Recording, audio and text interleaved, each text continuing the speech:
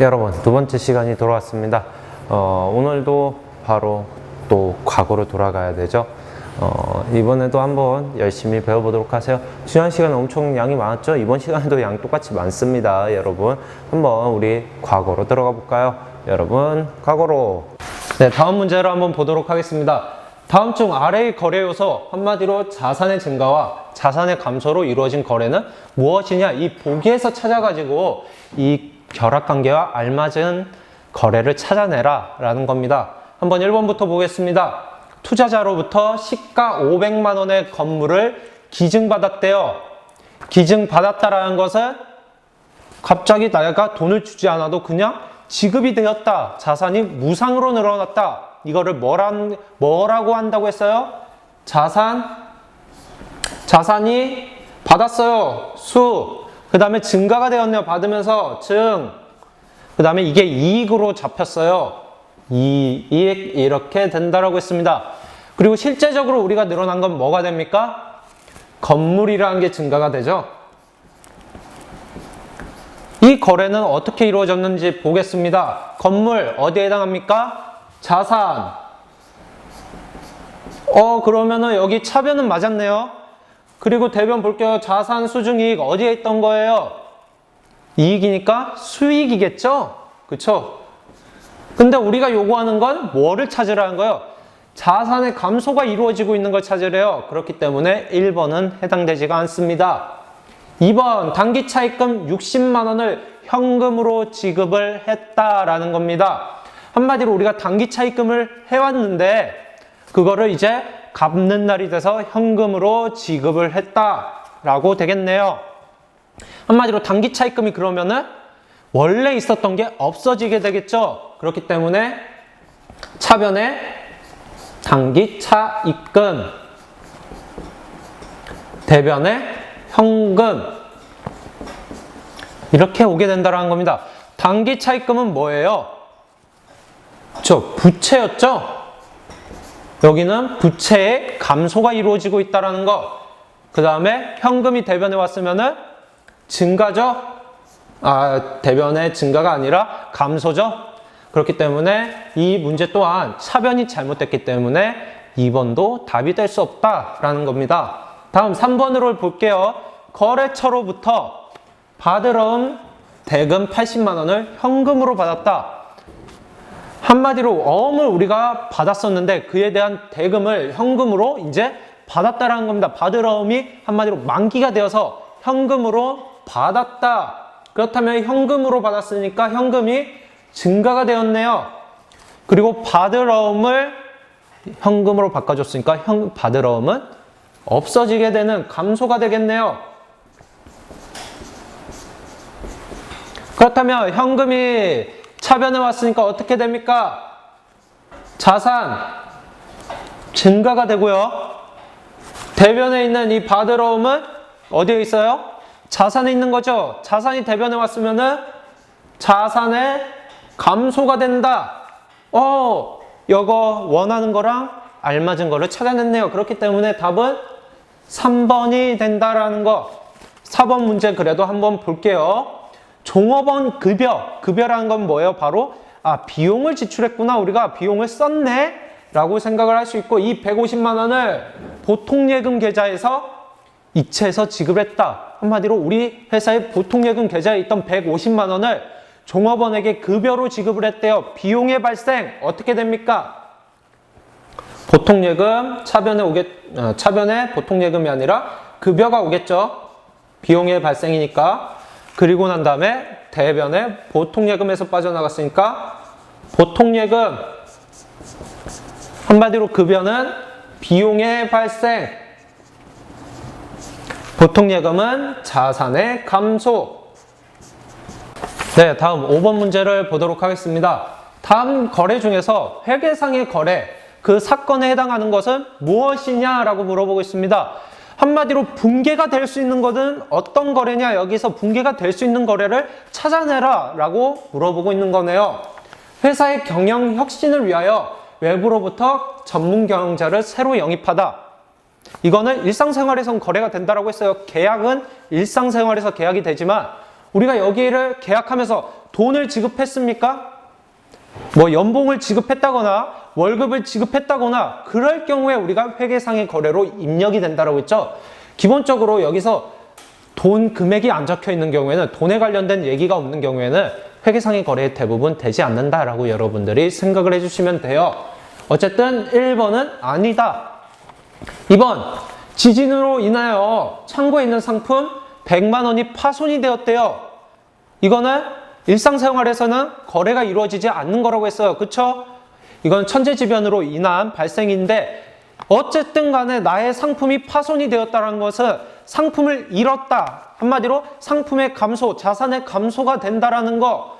이거는 회계상의 거래로 작성이 된다라는 거네요. 우선 답은 2번이 된다라는 거. 다음 3번. 본사 사무실 월세 10만 원에 빌리기로 계약을 했대요. 돈을 줬다라고 나와 있습니까? 한마디로 우리는 계약만 한 것이 아직 돈을 지급하지는 않았다. 돈이 지급되지 않았다는 것은 아직 회계상의 거래는 아니다라는 것으로 해석이 될 수 있습니다. 다음 4번. 거래처에 상품 10만 원을 주문하고 아직 계약금을 지급하지 않았다. 방금 3번 내용하고 똑같네요. 돈을 아직 지급하지 않았다는 것은 우리가 회계상의 붕괴로 작성이 될 수 없고, 그거는 회계상의 거래가 될 수 없다라는 것입니다. 여러분, 답은 몇 번이 된다고요? 네, 2번이 된다라는 거.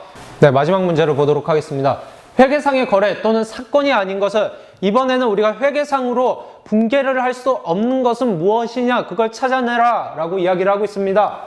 공장에서 화재 발생, 일상생활에서 비거래, 하지만 회계상에서는 거래가 된다라는 거 여러분들 알 수가 있네요. 이거는 회계상의 거래가 됩니다. 2번, 창고에 보관 중인 상품을 도난, 분실. 이것 또한 일상생활에선 비거래지만 회계상에서는 거래가 된다라는 거. 다음, 대표가 현금 30만 원을 개인 용도로 인출했다. 어쨌든 간에 돈이 빠져나갔네요. 그쵸? 그렇다면은 붕괴가 된다라는 거. 이거는 일상생활, 회계상의 거래 둘 다 포함이 될 수 있다라는 겁니다. 마지막으로 4번, 연봉 1억 원인 직원을 채용하기로 결정을 했다. 돈을 줬습니까? 안 줬습니다. 그쵸? 그냥 채용만 하고 우리가 계약만 한 겁니다. 그렇기 때문에 이거는 아직까지는 회계상의 거래가 안 된다라는 거. 우리가 연봉을 지급하고 나면 그때 회계상의 거래로 바뀔 수 있다라는 겁니다. 답은 4번이 되겠습니다. 네, 오늘은 회계의 순환 과정에 대해서 한번 먼저 배워보도록 하겠습니다. 회계에서의 순환 과정은 무엇이냐? 처음에 무언가 시작해가지고 단계를 거쳐서 끝을 갔다, 그리고 나서 끝난다 라는 게 아니라, 순환이란 말 자체는 서클이라고 하죠. 다시 발생하는 거죠. 그렇기 때문에 우리가 여기서 회계의 순환 과정이다 라고 이야기를 하는 겁니다. 한번 내용부터 보도록 하겠습니다. 회계에서의 순환은 기업이 정한 기간, 대체적으로 회계에서는 얼마나 잡는다고 했어요? 그쵸? 1년이라고 했죠? 대부분이 1년으로 많이 잡는다 라고 했습니다. 하지만 무조건 1년이다? 그건 아니다라는 거예요. 회계에서 이제 기업에서 잡는 기간에 따라서 달라질 수가 있다라는 겁니다. 그 기간 동안 거래의 발생 여부부터, 거래가 발생한 것부터요, 재무제표의 작성까지, 한마디로 재무제표라고 하면 5가지가 있었죠? 한번 볼게요. 재무 상태표, 그쵸? 다음 손익 계산서, 다음 현금 흐름표,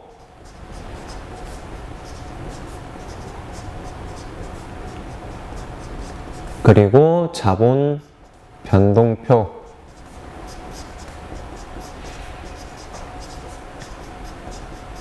마지막으로 주석. 이 5가지까지 작성을 하는데, 이거를 반복하는 것이다 라고 나와 있네요.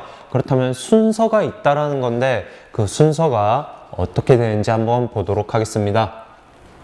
맨 처음에 뭐가 발생해야 된다고요? 여기 위에도 나와 있다시피 거래가 발생해 줘야 된다. 우리가 지난 시간에 배웠던 회계상의 거래, 일상생활에서의 거래, 이런 식으로 거래가 발생을 해주게 되는데 이 중에서 회계상의 비거래일 경우에는 회계가 되지 않죠. 여기서 그냥 끝난다라는 거고요. 만약 이제 회계상의 거래가 되었다라고 하면은 분계장에 분계를 하게 됩니다. 한마디로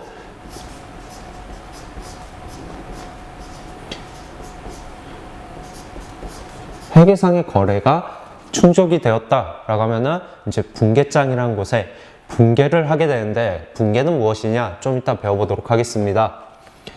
다음에 분계장에 분계를 했으면은 이제 총계정원장에 정기를 하게 됩니다. 이것은 무슨 말이냐? 분계장에 분계를 한 각각의 분계들이 있을 거예요. 이거를 한 번에 다 모아가지고 전체를 기록한다 해가지고 정기, 구를 전자에 기록할 기, 이렇게 좀 이따 이것도 배워보도록 하겠습니다. 이렇게 정기를 하게 되고요. 이거를 우리가 사전 절차라고 합니다.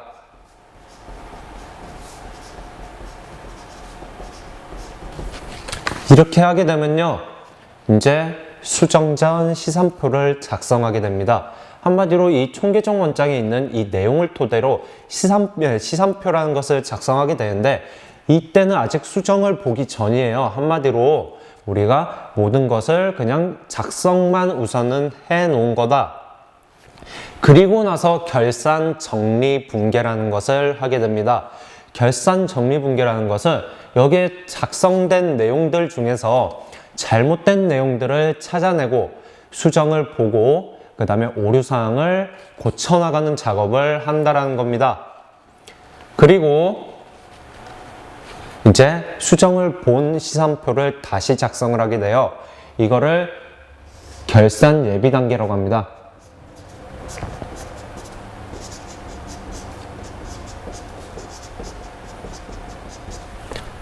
이렇게 작성을 하고 나면은 이제 우리가 무엇을 하느냐? 장부를 마감하게 되겠죠? 장부를 마감하고 나면은 재무제표까지 작성을 하게 됩니다. 재무제표 그 5가지, 재무상태표, 손익계산서, 현금 흐름표, 자본 변동표, 그 다음에 그것들을 공시해주는 주석, 이렇게 하면서 결산 단계로 넘어갑니다. 이걸 절차를 결산 단계라고 하지만 이렇게 예비 단계, 그 다음에 결산 진행 단계, 이런 식으로도 나눈다라는 겁니다. 이렇게 이뤄지고 그 다음 연도가 되면은 작성한 걸 토대로 또 이어지겠죠. 거래가 재무상태표는 그대로 그 다음 단기, 차기로 이어지지만 손익계산서 같은 경우에는 장부가 결산이 끝나고 나면은 영원으로 다시 바뀌게 된다는 점, 이 두 가지의 차이 꼭 기억을 해 주셔야 됩니다. 네, 이제는 우리가 이 예제풀이를 통해 가지고 방금 배운 내용을 토대로 문제를 풀어가는 시간을 가져보도록 하겠습니다. 우선 1번부터 볼게요. 현금 10만 원을 보통예금 통장에 입금을 했대요. 그렇다면 현금을 보통예금으로 가져갔으니까 현금이 빠져나갔겠네요. 그렇기 때문에 현금 어떻게 됩니까? 뭐 감소가 되겠죠? 그리고 난 다음에 보통예금이라는 계정 과목, 여러분 자산 안에 있습니다. 한번 찾아보세요. 그쵸? 당좌 자산에 안에 있네요. 그렇기 때문에 이거는 증가가 되었습니다. 우리가 거래를 확인을 해보니까 이제 현금 그리고 보통예금이라는 계정 과목이 사용된다라는 거 이렇게 파악이 되었고요. 같이 한 번에 계정 과목 현금, 보통예금으로 사용하면 되겠구나. 그리고 또 같이 한 번에 2번까지 할 수 있다는 거죠. 이렇게 현금이 나갔으니까 감소, 이거는 자산의 감소. 그 다음에 보통예금, 자산이었죠. 그렇기 때문에 자산의 증가. 이런 식으로 2번 내용까지 한 번에 파악이 가능합니다. 그렇다면은 차변에 뭘 적어주면 돼요? 자산의 증가인 보통예금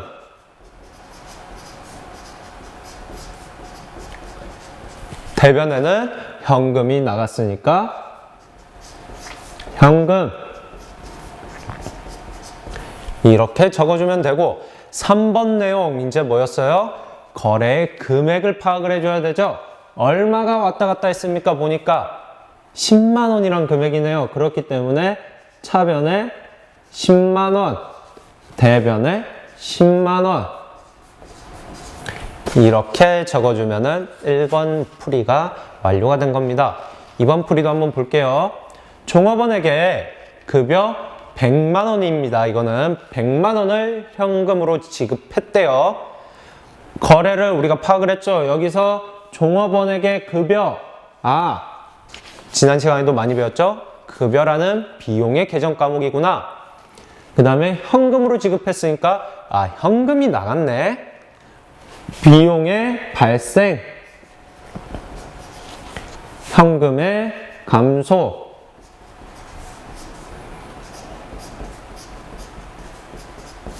이런 식으로 된다는 걸 여러분들이 이제 1번, 2번 내용 한 번에 파악을 할 수 있죠. 그렇다면 바로 적어 볼게요. 비용의 발생은 어디로 오게 됩니까? 차변으로 오게 되죠. 이게 기억이 안 날 때는 그 반대 거래인 이것부터 파악을 해보세요. 자산의 감소니까 현금 바로 여기에 온다라는 거 여러분들이 알 수가 있어요. 그쵸? 그렇다면 우리가 거래 이중성, 그 다음에 거래 판료소 이거를 떠올려 보면은, 회계의 판료소를 떠올려 보면은 대변에 입력이 됐으면은 하나는 무조건 차변에 입력이 돼야 된다라는 거. 그렇기 때문에 급여가 어쨌든 간에 여기로 온다라는 거 금방 알 수가 있습니다. 이렇게 이제 금액을 파악을 해야 되죠. 금액 보니까 바로 100만 원 나와 있네요. 이렇게 작성을 해주면 됩니다. 다음 3번, 영업용 건물을 구입을 했대요. 대금은 2천만 원을 나중에 지급하기로 했다. 지금 아직 지급은 못한 겁니다. 그쵸? 그렇다면 이 거래를 파악을 했고 이제 계정 과목을 찾아볼까요? 영업용 건물, 그러면은 계정 과목 뭐로 사용한다라고 했어요? 그쵸? 일반 유형 자산에 있는 건물이라는 계정 과목을 우리가 사용한다라고 했어요. 자산의 증가네요. 나중에 지급, 그러면 외상 매출금인가? 또는 외상 매입금인가? 아니라고 했어요. 왜냐? 외상 매출, 외상 매입, 받을 어음, 지급 어음, 이거는 상거래에만 발생이 된다라고 했고, 일반 매각거래에서는 미수금, 미지급금 이 두 가지를 활용한다고 했죠. 우리가 지급을 못했어요. 그러니까 미지급금이 되겠네요. 그렇다면 이렇게 찾아냈으니까 차변, 대변 또 나눠야겠죠. 차변은 우리가 뭘 구입을 했습니까? 건물을 구입했네요. 그러니까 건물이 늘어났어요. 건물은 자산, 자산의 증가는 차변. 건물을 이렇게 써주게 되고요. 다음 대변을 보도록 하겠습니다. 우리가 뭐가 늘어났어요? 아직 지급하지 못한 돈이 늘어났죠. 부채의 미지급금, 이거는 부채의 증가가 됩니다. 그렇기 때문에 부채의 증가는 대변, 이렇게 알 수가 있죠. 3번 내용인 이제 금액을 파악을 하면은 얼마라고 적혀 있어요? 2천만 원.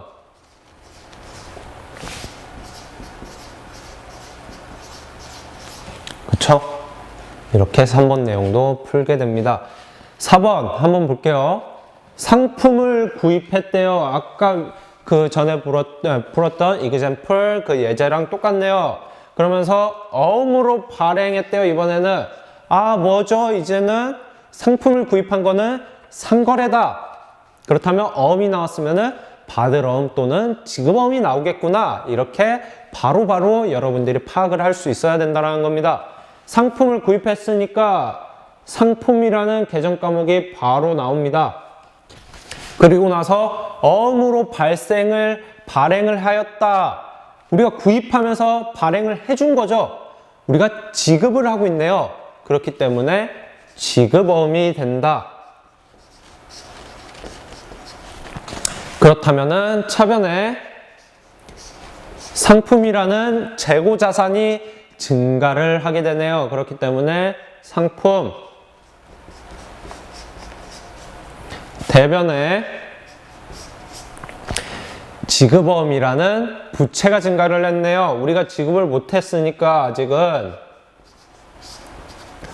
이렇게 부채의 증가로 파악을 할 수 있고요. 금액은 얼마입니까? 20만 원이라고 나와 있네요.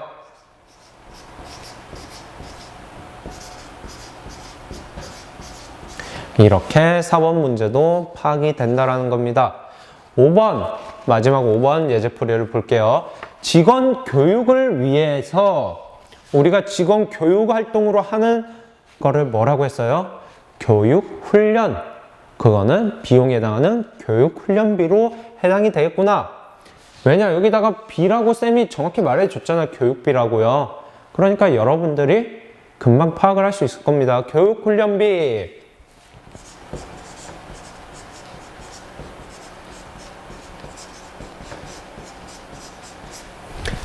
그거를 뭐로 지급을 했대요? 현금으로 지급을 했대요. 이제는 현금의 지급은 자산의 감소라는 거 여러분들이 바로 파악할 수 있죠? 공간이 없어서 여기다 좀 너무 내려가서 여기다 쓰겠습니다.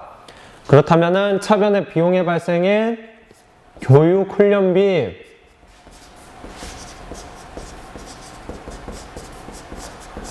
그리고 대변의 현금의 지급이니까 현금 금액은 얼마입니까? 보니까 50만 원. 이렇게 우리가 분계라는 것을 풀이를 하게 되었습니다. 여러분, 오프라인 계약을 하는 순간 쌤이 첫 번째 시간엔 뭐 본다고 했어요? 개정 과목 시험을 본다라고 했고 두 번째 시간에는 분계 시험을 보도록 하겠습니다. 여러분 공부 열심히 하셔야 됩니다. 네, 2번 문제 보도록 하겠습니다. 회계의 순환 과정 순서래요. 이걸로 올바른 것은 무엇이냐라고 되어 있는데 한번 볼게요. 맨 처음에 뭐가 있다고 했어요? 우리가 거래가 발생을 하고 분계장에 분계를 하고 그 다음에 총계정 원장에 정기를 하고 이게 예비 단계가 끝나면은 시산표 작성, 결산 정리분계, 시산표 다시 작성, 재무제표 작성이었죠? 볼게요. 거래의 발생 바로 찾았네요. D. 그렇다면 1번과 2번은 우선 탈락이네요. 왜냐? D가 먼저 안 나왔어요. 그렇다면 3번, 4번. 다음 분계장의 분계 A네요. 아직까지는 둘 다 살아있습니다. 다음 분계장의 분계를 했으면은 총계정 원장의 정기 여기 있네요. 다음 했으면 결산 단계로 넘어가죠. 결산 예비 단계 시산표 작성 B. 여기서부터 차이가 발생을 했습니다. 우선은 이게 아니다라는 걸 여러분들도 알고 있죠. 그 다음에 결산 수정 분계를 하게 된다고 했으니까 C. 그리고 나서 그 총계정 원장이 이제 마감이 되고 장부 마감 그리고 결산 보고서 작성. 이 결산 보고서 작성이라는 거는요. 재무제표 작성이에요. 한마디로. 그러니까 손익계산서, 재무상태표, 현금흐름표, 자본변동표, 주석을 작성하는 단계다. 마지막 단계다라는 겁니다. 답은 3번이 된다. 네, 다음 3번 문제를 보도록 하겠습니다. 결산의 절차 중에서 결산 준비를 위한 예비 절차, 결산도 아까 쌤이 두 가지로 나뉜다라고 했죠. 예비 절차에 해당하는 것은 재무상태표 작성, 재무제표 작성은 결산 단계라고 했죠. 마감도 결산 단계입니다. 결산 완전 단계예요. 포괄 손익계산서라는 거는 손익계산서입니다. 이게 두 가지가 있어요. 일반 기업 회계냐 또는 국제 회계 기준이냐 이거에 따라서 포괄 손익계산서, 일반 손익계산서로 나뉘게 되는데 어쨌든 손익계산서다. 시산표 작성이 아까 결산 예비 단계라고 했죠. 그렇기 때문에 답은 2번이 된다. 좀 전에 쌤이 이야기를 했죠. 유동자산은 당좌, 재고. 비유동 자산은 투자, 유형, 무형, 기타 비유동 이 각각의 자산들이 있습니다. 그리고 그 자산 안에는 각각의 계정 과목들이 이렇게 포함이 되어 있습니다. 여러분들 쌤이 나눠준 과제형 수업을 할 때 나눠준 계정 과목 표라는 게 있어요. 그걸 또 왜 봐야 되는지 여러분들이 이해가 되죠?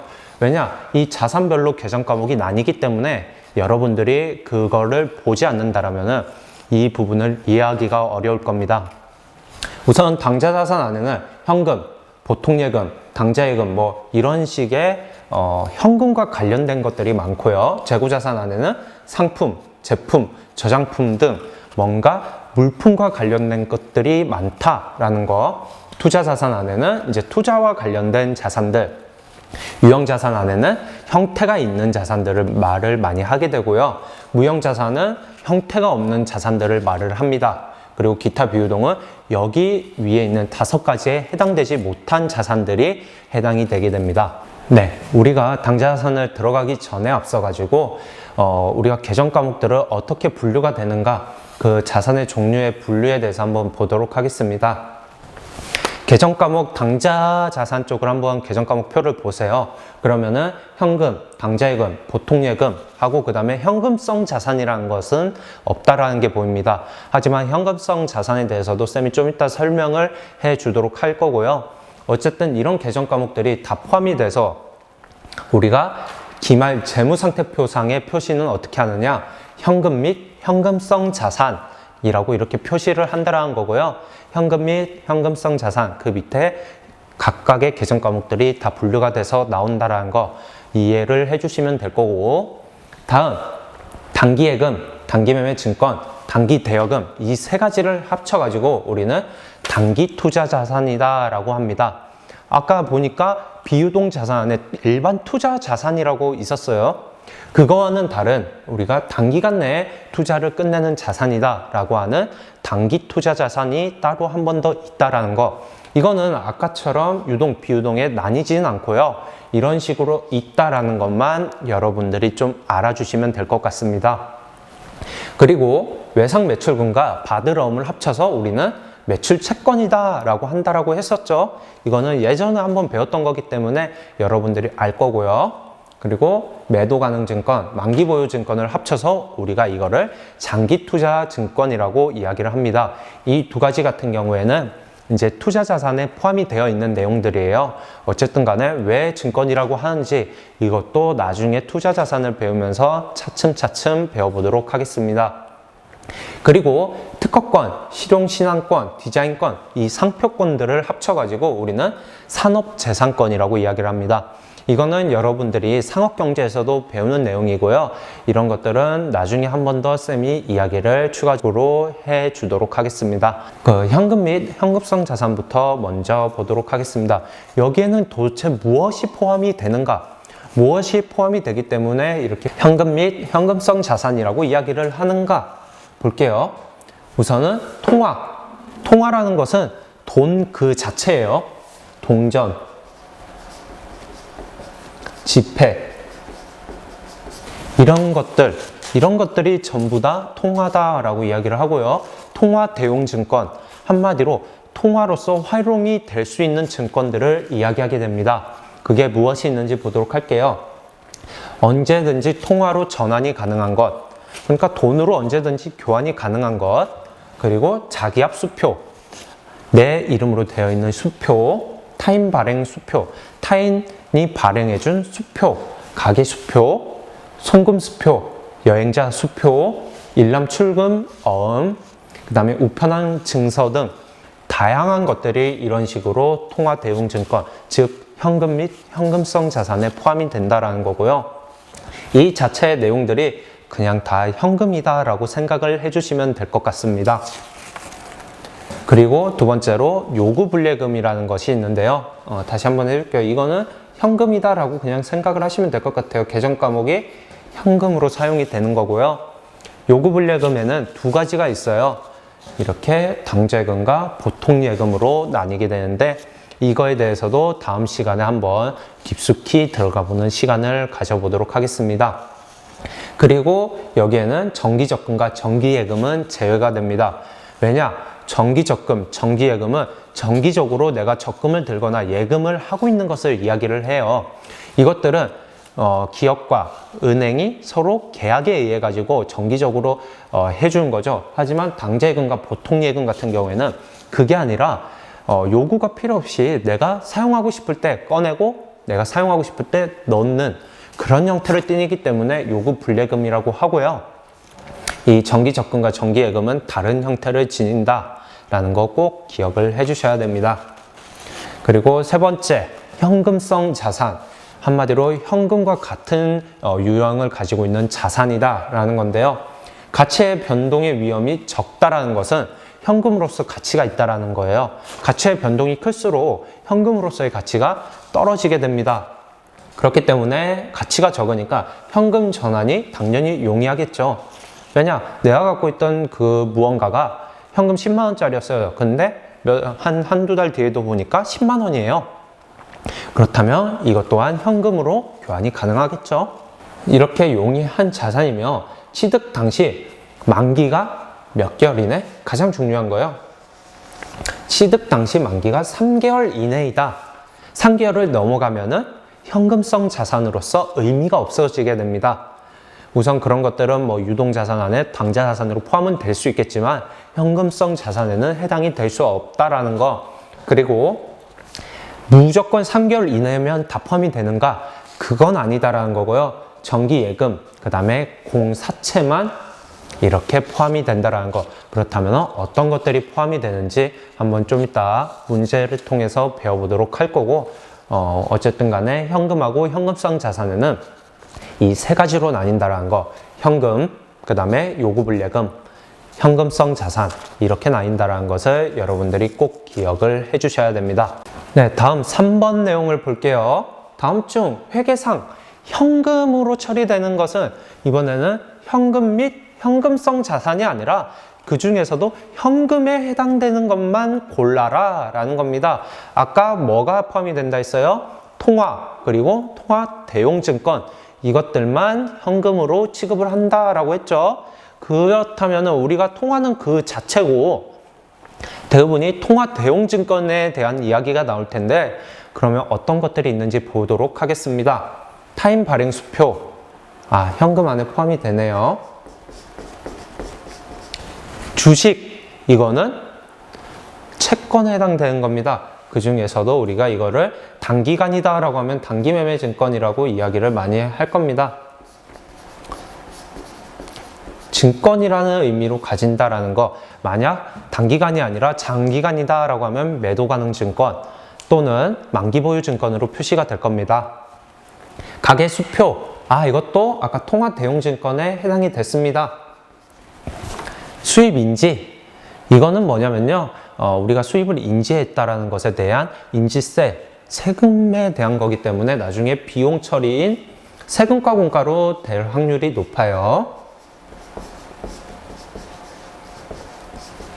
다음, 약소금. 이거는 우리가 상품 매출일 때는 어음을 받았을 때 받을 어음, 또는 받았다라고 하면 받을 어음, 또는 우리가 그냥 일반 매각 거래에서 받을 어음, 약소금을 받았다라고 하면은 미수금, 이런 식으로 대체가 된다라는 거 여러분들 쉽게 이해를 할 수 있을 거고요.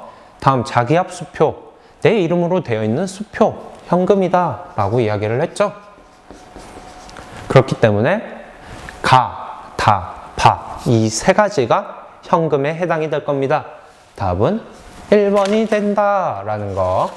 네, 다음 7번 문제를 보도록 할게요. 다음 중 현금 및 현금성 자산에 속하지 않은 것은 무엇이냐? 1번 당좌예금, 2번 보통예금, 이 두 개를 합쳐서 우리는 요구불예금,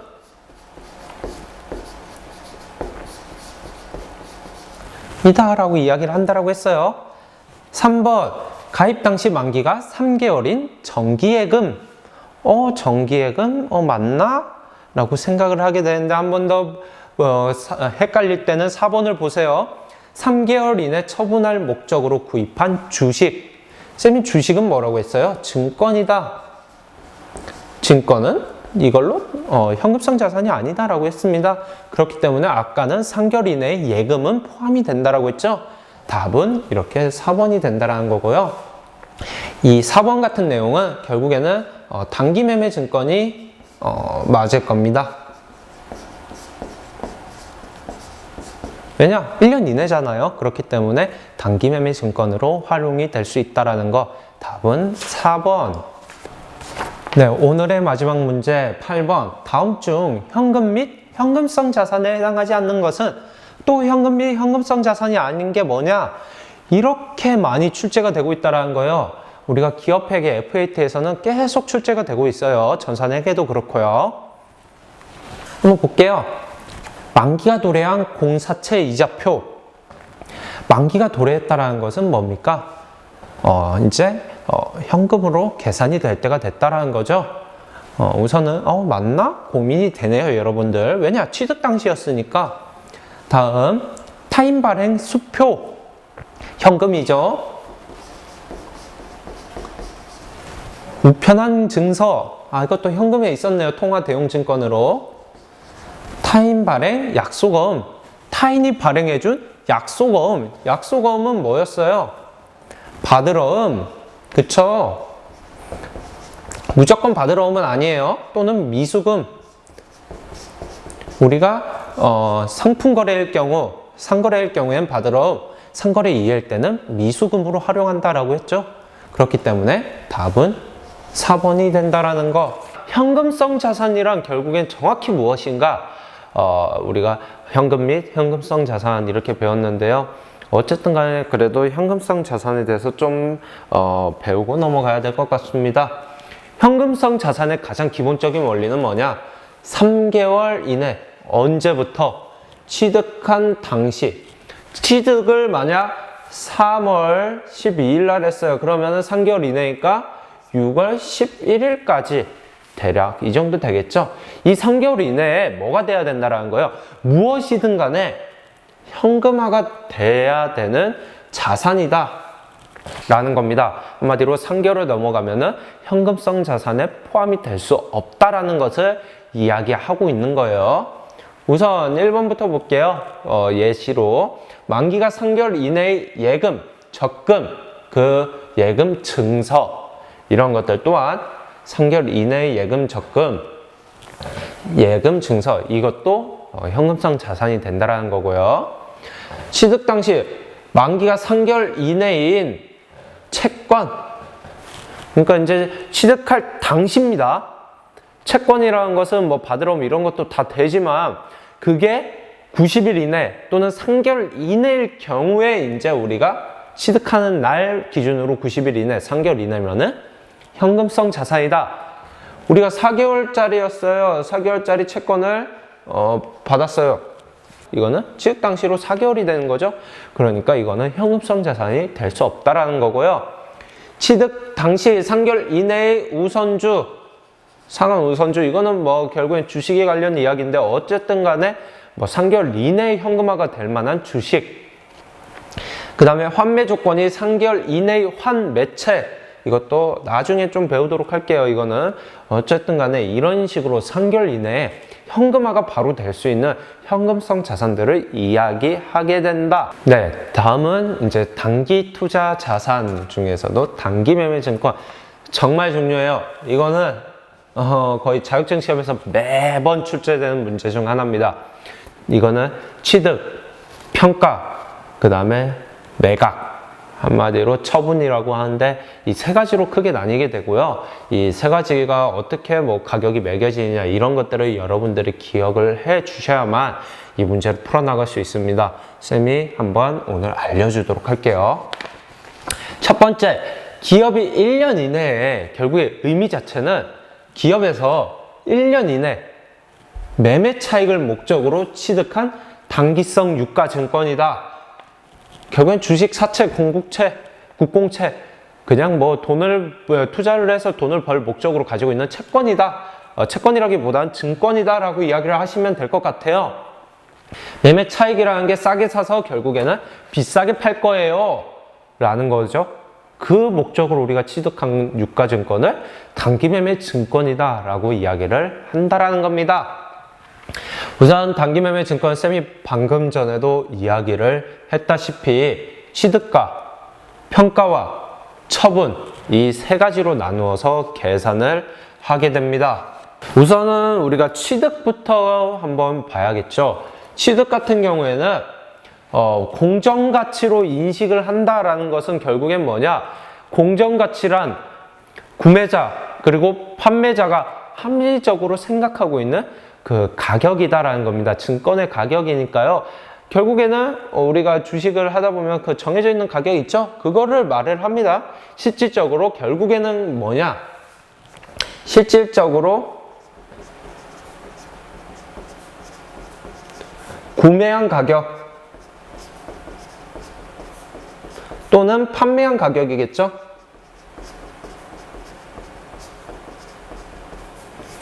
이거를 우리가 단기매매 증권의 취득의 가치로 평가를 하게 되고요. 취득 시 발생하는 추가 매입 부대 비용, 뭔가 수수료, 취득세, 만약 이런 것들이 있다면 이런 것들은 별도로 단기에 비용 처리를 해줘야 된다. 한마디로 별도로 수수료 비용 이라는 계정 과목을 사용해서 따로 취급을 해줘야 된다는 겁니다. 이 비용을 우리가 단기매매 증권 안에다가 포함을 시키면 된다, 안 된다? 안 된다. 따로 계산을 해라 라고 이야기를 하고 있는 부분입니다. 어쨌든 간에 공정가치는 합리적인 거래를 전제로 하는 판매자로부터 구매자에게 자산이 이전될 때의 가격. 결국에는 구매자 입장에서는 실제로 산 가격, 판매자 입장에서는 실제로 판매한 가격, 이게 될 거다라고 이야기를 하고 있는 겁니다. 이거 맞네요. 별도 단기 비용 처리라는 것은 결국에 회계의 3대 유가증권은 세 가지로 나뉜다라고 쌤이 저번에도 이야기를 했던 것 같아요. 단기 매매, 매도 가능, 만기 보유 이 세 가지로 쌤이 나뉜다라고 이야기를 했었습니다. 이 두 가지는 어디에 있는 거예요? 비유동 자산의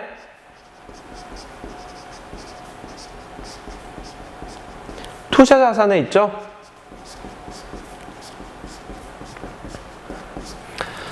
하지만 단기 매매 증권은 단기 투자 자산, 이 당좌 예금 안에 있는 거고요. 그러다 보니까 차이가 당연히 발생을 할 수밖에 없습니다. 이 두 개는 비유동 자산이니까 당연히 1년 이상을 사용할 목적으로 가지고 있다는 거예요. 그쵸? 단기 매매 증권은 1년 이내의 단기간 내에 매매 차익을 목적으로 가지고 있는 거고요. 이 두 가지의 차이가 있어요. 어쨌든 간에 단기 매매 증권은 추가적으로 발생하는 매입 부대 비용은 수수료 비용으로 따로 처리한다. 하지만 이 두 가지는 어떻게 처리를 하게 될까요? 이 두 가지는 취득할 때 그 증권 안에다가 가격을 포함시키게 됩니다. 어쨌든 우리가 이제 취득을 했으면은 판매를 해야 되는데 그 전에 기말평가라고 이렇게 나와 있어요. 기말평가라는 것은 12월 31일 한마디로 우리가 재무제표를 작성할 때겠죠.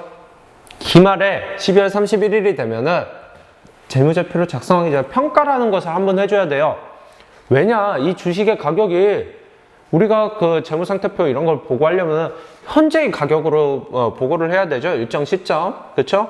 어쨌든 간에 가격이 변동이 분명히 생겼을 거라는 거예요. 증권은 매일매일 변동이 생기잖아요. 그러다 보니까 한번 지금의 가격을 다시 새롭게 알아보게 됩니다. 그러면서 만약 그 증권의 가격이 10만 원이 올랐다라고 하면은 10만 원을 추가를 해준다라는 겁니다. 한번 볼게요. 기말 시점 12월 31일에 단기매매 증권은 기말 공정가액. 공정가액이라는 것은 결국에 지금 현재의 가격을 말을 한다는 거예요. 이 평가를 해서 기록을 추가적으로 해줘야 된다라는 거. 만약 증권의 가격이 올랐으면 더해주고 증권의 가격이 내려갔으면 빼주고 이런 식으로 추가적인 계산이 필요하다는 거고요. 이런 기말 시점에 단기매매 증권의 가격이 취득 가격보다 방금 전처럼 올랐다라고 하면은 상승액만큼 새롭게 만약 처음에 구매를 할 때 90만 원이었는데 기말 평가를 해보니까 100만 원이 됐어요. 그러면은 이 붕괴를 100만 원을 한다라는 게 아닙니다. 오른 가격만큼만 10만 원이 올랐죠. 10만 원만 추가적으로 해줘야 돼요. 왜냐? 우리가 이미 구매를 할 때 90만 원이라는 것을 붕괴를 하면서 가격을 입력을 해놨어요. 그쵸? 그러니까 그 90만 원의 가격은 이미 기록이 되어 있습니다. 근데 지금은 100만 원이 됐네요. 그렇다면 우리가 그 입력되어 있는 90만 원의 가격이 100만 원으로 맞춰져야 된다는 거예요. 우리가 만약 100만 원이니까 100만 원을 써야지 하면은 그 증권의 가격이 얼마가 돼요? 이미 써져 있는 90만 원과 이 100만 원이 추가되니까 190만 원이 된다는 거예요. 그렇기 때문에 우리는 100만 원을 맞춰주기 위해서 추가 상승분인 10만 원만 추가적으로 입력을 해주면 된다라는 겁니다. 만약 대응되게 이제 이렇게 추가적인 가격을 써주게 되고 대변에는 우리가 평가를 통했더니 이익을 받네 라고 하면서 단기매매증권 평가이익이라는 계정 과목을 대변에 써주게 됩니다. 이거는 당연히 수익이겠죠? 왜냐? 나는 뭐 수익을 받잖아요. 10만 원이 올랐으니까 내가 산 것보다 이렇게 작성을 해주게 되고 반대로 가격이 내렸다면은 빼줘야 되죠. 자산의 증가는 차변이지만 자산의 감소는 대변이니까 대변에다가 이렇게 써주게 되고요. 단기매매 증권을 그 차감액만큼 빼주게 되고 그 다음에 우리가 손해를 봤어요 라고 해서 단기매매 증권 평가 손실이라는 계정 과목을 차변에 써주게 됩니다. 이거는 비용에 해당하게 돼요. 이렇게 입력을 해주게 된다. 좀 어렵죠? 여러분? 벌써 어려운 게 이제 시작이 됐습니다.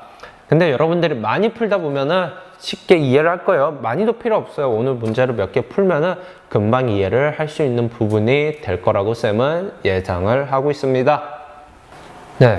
마지막으로 이제 평가가 끝났으면 우리가 처분까지 배워줘야겠죠. 처분이라는 것은 결국에 판매를 한다라는 거예요. 매각을 한다. 매각 판매를 한다라는 것을 이야기를 하게 되고요. 이거는 장부에 적혀 있는 거, 만약 취득을 했을 가격이 적혀 있다라고 하면 그 가격, 만약 평가를 통해서 새로운 가격이 결정이 됐다라고 하면은 그 가격에 의해 가지고 처분을 하게 됩니다. 만약 어쨌든 간에 그 장부에 적혀 있는 가격보다 우리가 비싸게 팔았어요 라고 하면은 단기매매증권 처분이익이라는 수익계정 과목으로 실제적으로 수익이 생긴 거죠. 네. 그 다음에 반대로 우리가 그 가격보다 싸게 팔았어요, 장부가액보다 적혀 있는 것보다 싸게 팔았어요 라고 하면 단기매매증권 처분손실이라는 비용계정 과목을 통해 가지고 그 감액 대차평균의 원리를 맞춰주게 된다라는 겁니다. 어쨌든 간에 여기서 중요한 건 또 뭐냐? 발생하는 부대비용, 수수료 같은 것들은 여기서는 어디에 포함을 시켜요? 단기매매증권 처분 손익에 가감을 한다. 한마디로 단기매매 증권 자체에 포함이 아니라 처분이익, 처분 손실에다가 그 내용을 써주게 된다라는 건데 어떻게 써지는지 좀 이따 문제풀이를 통해 한번 보도록 하겠습니다.